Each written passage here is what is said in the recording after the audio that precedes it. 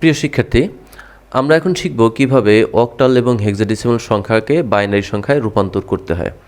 এখানেও কিন্তু সেই একই নিয়ম, ওই যে বললাম বাইনারি অক্টালের সম্পর্ক 3 বিট, হেক্সাডেসিমাল আর বাইনারি সম্পর্ক 4 বিট, এটুকু মনে রাখলেই যথেষ্ট। আমরা প্রথমে একটা উদাহরণ দেখি যে অক্টাল থেকে কিভাবে বাইনারি সংখ্যায় রূপান্তর করা যায়। তাহলে অক্টালের একটা সংখ্যা নিলাম 37। এই 37টাকে কীভাবে বাইনারিতে রূপান্তর করা যায় সেটা একটু দেখি। প্রথমেই এই 37 অক্টালের যে 37, এই 37 সংখ্যাটাকে একটু ফাঁকা করে লিখব। ফাঁকা করে লেখার পরে জাস্ট এর নিচে সমকক্ষ 3 বিট, এর নিচে সমকক্ষ 3 বিট বাইনারি মান লিখতে হবে, তাহলেই হয়ে গেল। তাহলে ফার্স্টে আমরা 7-এর বাইনারি মানটা বের করি। 7, এই 7-এর বাইনারি মানটা কীভাবে বের করব? এখান থেকে কোন কোন সংখ্যা যোগ করলে 7 হচ্ছে? তাই এখান থেকে দেখা যাচ্ছে যে 4, 2 আর 1, এই তিনটা সংখ্যা যোগ করলে 7 হচ্ছে। তার মানে এদের তিনটার নিচেই 1 হবে। তাহলে এই 1, 1, 1 এটাই হচ্ছে 7-এর বাইনারি সংখ্যা। তাহলে 7-এর বাইনারি সংখ্যাটা এখানে লিখতে হবে। এখন 3-এর বাইনারি সংখ্যা, এরও কিন্তু 3 বিট বাইনারি সংখ্যায় লাগবে। এখন 3 কত কত যোগ করলে 3 হচ্ছে? এখানে 2 আর 1, এই দুইটা সংখ্যা যোগ করলেই কিন্তু 3 হচ্ছে। তাহলে এখানে 3-এর বাইনারি মান হচ্ছে মূলত কিন্তু 1, 1, তাই না? 1, 1, এই যে 1, 1, এটা 1, 1 হচ্ছে, কিন্তু ওরও কিন্তু 3 বিট মানই লাগবে। এখন ওকে 3 বিট করতে হলে কী করতে হবে? এই সংখ্যাটারও বাম পাশে একটা 0 দিয়ে দিতে হবে। অর্থাৎ এই যে এটার নিচে একটা 1, এটার নিচে একটা 1, আর যেহেতু ওকে 3 বিট করতে হবে এই জন্য বাম পাশে একটা 0 দিতে হবে। বাম পাশে 0 দিলে 3 বিট হয়ে যাচ্ছে, তাতে মানের কিন্তু কোনো পরিবর্তন হবে না। এখন তোমরা কিন্তু খবরদার ভুল করেও 3-এর বাইনারি মান তুমি পেলে 1, 1, সাপোজ এই 1, 1 পেলে, এখন তুমি কী করলে যে এটা 3 বিট করতে হবে, তুমি ডান পাশে 0 দিয়ে দিলে। ডান পাশে 0 দিলে তো মান চেঞ্জ হয়ে যাচ্ছে। ডান পাশে 0 দিলে কী হচ্ছে? 1, 1, 0, তাহলে 1, 1, 0, তাহলে সেক্ষেত্রে মান হয়ে যাচ্ছে কত? 4 আর 2, 6 হয়ে যাচ্ছে। এই জন্যে এক্ষেত্রেও কিন্তু বামেই 0 দিতে হবে। 3 বিট বাইনারি মান বের করার জন্যে আমার বামে 0 দিয়ে 3 বিট করতে হবে, যদি বিট শর্ট পড়ে সেই ক্ষেত্রে। আর যদি বিট শর্ট না পড়ে তাহলে তার সমস্যা নেই। তাহলে এই যে বাইনারি মানটা পেয়ে গেলাম, এটাই হচ্ছে আমার এই 37-এর বাইনারি সংখ্যা। খুবই দ্রুত বের করা যায়। আমরা আরও একটা উদাহরণ দেখি। এরকম একটা ভগ্নাংশ সংখ্যা যদি থাকে তাহলে সেই ক্ষেত্রে কী করব? সেক্ষেত্রে ওই সংখ্যাগুলো ফাঁকা ফাঁকা করে একটু লিখে নেব। লিখে নিয়ে এদের নিচে সমকক্ষ 3 বিট বাইনারি মান, এর নিচে সমকক্ষ 3 বিট বাইনারি মান, বিট শর্ট পড়লে একটা 0 দেবো, ব্যাস হয়ে গেল।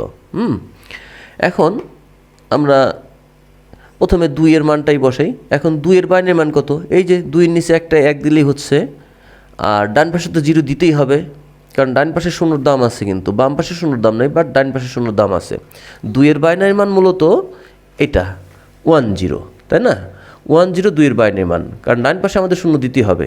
কেন দিতে হবে? এটা কিন্তু আমরা সেই যে বাইনারি সংখ্যা রূপান্তরের, ডেসিমেলের বাইনারি সংখ্যা রূপান্তরের শর্টকাট যে থিওরি, ওইখানে কিন্তু ডিটেলস আলোচনা করেছি।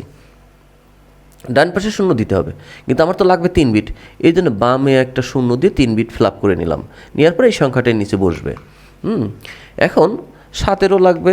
7-এর এই যে 3, এই 4 আর 2, 6 আর 1, 7, এই তিনটা সংখ্যাই লাগবে, অর্থাৎ 1, 1, 1, এই 7-এর বাইনারি মান। 5-এর কত হবে? 1, 0, 1। 4-এর কত লাগবে? 1, 0, 0, ওর 3 বিট হয়ে যাচ্ছে। তাহলে এটাই হচ্ছে আমার এই সংখ্যাটার বাইনারি মান। এটা এই যে দশমিক সহই কিন্তু লিখতে হবে। এটাই হচ্ছে অক্টাল থেকে বাইনারি সংখ্যায় রূপান্তরের কৌশল।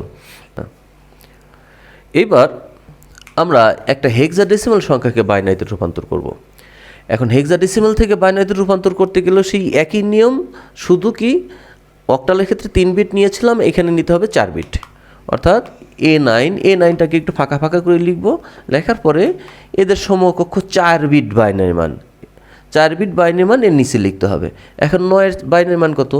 9-এর বাইনারি মান হচ্ছে এই যে 8 আর 1-এর 9, তাহলে 8-এর নিচে একটা 1 আর 1-এর নিচে একটা 1, মাঝখানে 2টা 0, তাই তো? তাহলে এই হচ্ছে 9-এর বাইনারি মান। এর বাইনারি মানটা লিখতে হবে। এখন এ সমান কত? এ সমান 10, এ সমান 10, সেই 10-এর মানটা কিন্তু এখান থেকে বের করতে হবে। কারণ এর তো তুমি জানো না, তাহলে এর মানটা তো জানো, এর মান 10, 10 হিসাব করতে হবে। এখানে 10-এর বাইনারি মানটা কত?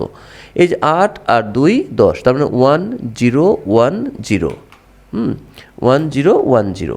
তাহলে এইখানে যে বাইনারি মানটা পেলাম এটাই হচ্ছে এই হেক্সাডেসিমাল সংখ্যাটার বাইনারি মান। আমরা আরও একটা উদাহরণ দেখি। এই যে পূর্ণ সংখ্যার ভগ্নাংশ সংখ্যা যদি একসাথে থাকে এরকম একটা উদাহরণ দেখি। এটাও সেই ফাঁকা ফাঁকা করে লিখে এদের সমকক্ষ 4 বিট বাইনারি মান লিখতে হবে। শুধু এখানে একটু মনে রাখতে হবে যে বাইনারি মানটা লেখার ক্ষেত্রে একটু সাবধান, যে আমাকে 4 বিটই কিন্তু লাগবে।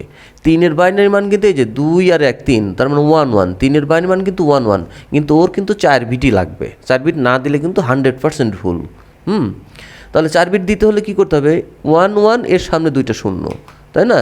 এই 2টো শূন্য দিলে 4 বিট হয়ে গেল। এখন এর বাইনারি মানটা এখানে লিখে দাও। তারপরে বি সমান সমান কত? বি সমান সমান কিন্তু 11। আমরা ওই যে 4 থেকে দেখি না, বি সমান সমান 11। 11 হয় কত থেকে? এই যে 8 2 10 আর 1 11, তাহলে 1 0 1 1 1 0 1 1 9। 9 কত হচ্ছে? এই যে 8 আর 1 9, মাঝখানে 2টা শূন্য, 1 0 0 1। এফ হচ্ছে 15। এফের মান হচ্ছে 15। 15 হয় কত যোগ করলে? 8 4 12, 12 আর 2 14, 14 আর 1 15, তার মানে কি 4টাই 1। তাহলে এই বাইনারি সংখ্যাটাই হয়ে গেল আমার এই হেক্সাডেসিমাল সংখ্যার বাইনারি মান। এই যে দশমিক, এটা কিন্তু অবশ্যই যে দশমিক, এই দশমিকটা কিন্তু এখানে দিয়ে নিতে হবে। এই তো খুবই সিম্পল। আশা করি ক্লাসগুলি তোমাদের কাছে সহজই মনে হয়েছে। আমরা আর একটা রূপান্তর দেখব, আর একটা রূপান্তর দেখলেই আমাদের রূপান্তর সমস্ত শেষ। সেই রূপান্তরটা হচ্ছে অক্টাল থেকে হেক্সাডেসিমাল, হেক্সাডেসিমাল থেকে অক্টাল ব্যাক করবো, ব্যাস তাতেই আমাদের রূপান্তর টোটালি কমপ্লিট হবে। আগামী ক্লাসটিতে সেটা নিয়ে আলোচনা করছি।